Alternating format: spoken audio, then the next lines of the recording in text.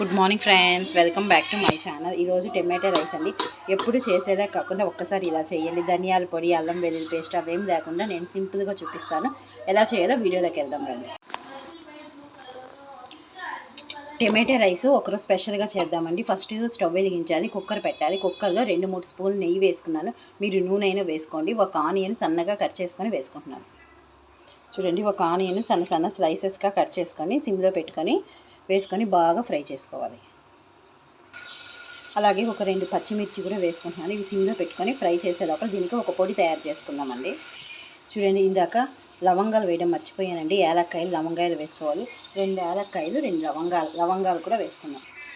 చూడండి, 2 లవంగాలు కూడా వేసుకున్నాం. దీనికి ఒక పొడి తయారు చేసుకుందామండి. కొద్దిగా పట్టా సన్న ముక్కలుగా కట్ చేసుకొని 1 స్పూన్ సోంపు వేసుకొని మెత్తగా దంచుకుందాం. చూడండి, మెత్తగా దంచేసుకుందాం. అది కూడా వేసేసుకుందాం. వేసి సిమ్లో పెట్టుకొని బాగా మగ్గనివ్వాలి. అలాగే ఒక 5-6 తెల్లబాయల తొక్కు తీసుకొని బాగా మెత్తగా దంచుకుందాం. చూడండి, మెత్తగా దంచేసుకున్నాం. ఇది కూడా వేసేసుకొని బాగా ఫ్రై చేసేసుకున్నాం. అలాగే సన్నగా కట్ చేసుకున్న ఒక 4 టమాటాలు వేసుకుంటున్నానండి. ఇప్పుడు మూత పెట్టుకొని ఈ టమాటాలు మనం బాగా మగ్గించుకుందాం. చూడండి, కొద్దిగా మిరప్పొడి కూడా వేసుకున్నాను. బాగా మిక్స్ చేసేసుకొని కొద్దిగా సాల్ట్ కూడా దీనికి సరిపడినంత సాల్ట్ వేసుకుంటున్నాను. కొద్దిగా కొత్తిమీర కూడా వేసేసుకొని ఇంకొక నిమిషం పాటు మగ్గిస్తే సరిపోతుందండి. మూత పెట్టి బాగా మగ్గించుకున్నాం.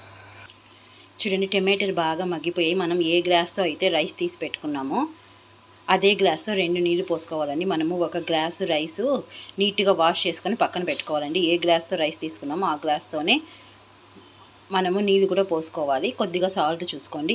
ఈ నీళ్ళు బాగా తెల్లనివ్వాలి. చూడండి, బాగా మగ్గిపోయాయండి. ఇప్పుడు రైస్ పోసేసుకుంటున్నాం. చూడండి, మూత పెట్టేసి మీడియం ఫ్లేమ్లో 3 విజిల్స్ రానిచ్చుకుంటే సరిపోతుంది.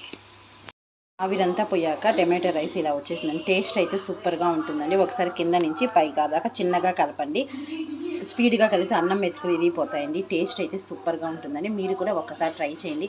వీడియోగా నచ్చితే తప్పకుండా లైక్ చేయండి, షేర్ చేయండి, సబ్స్క్రైబ్ చేయండి. Bye bye.